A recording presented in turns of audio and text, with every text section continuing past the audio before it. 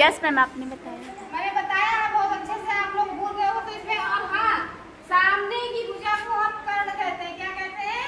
कर्ण। इसको हम लंब कहते हैं और इसको हम आधार कहते हैं। ठीक है, तो कर्ण का वर्ग बराबर होता है दो भुजाओं के वर्गों का योग। यानी होता है कि कर्ण स्क्वायर बराबर लंब स्क्वायर और प्लस आधार स्क्वायर। ठीक है, तो और सबसे बड़ी भुजा कर्ण ही होती है। तो इसमें जो 3 त्रिक दिया हुआ है, 3 1 2 3 में सबसे बड़ा सममनों की 3 हमारी सबसे बड़ी भुजा है। तो हम 3 का वर्ग कर दिए बराबर 2 का वर्ग और प्लस 1 का वर्ग।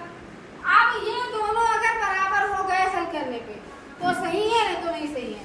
3 देखो, 3 का घात 2 यानी 2 बार 3 गुणे 3, 2 का घात 2, 2 गुणे 2 प्लस 1 गुणे 1, 3 त्रिक का 9, 2 दूनी 4, प्लस 1 का 1, 9 बराबर 4 1 5, यानी कि ये नहीं है।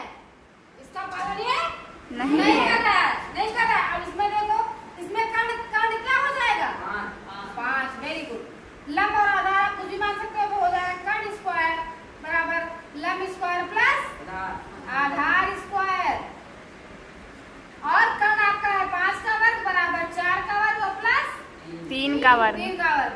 5 गुणे 5 बराबर 4 गुणे 4 प्लस 3 गुणे 3, 25, बराबर 4 4 16, 9। 25 बराबर 16 9 हो गया। Yes ma'am. ये इसका पालन कर रहा है।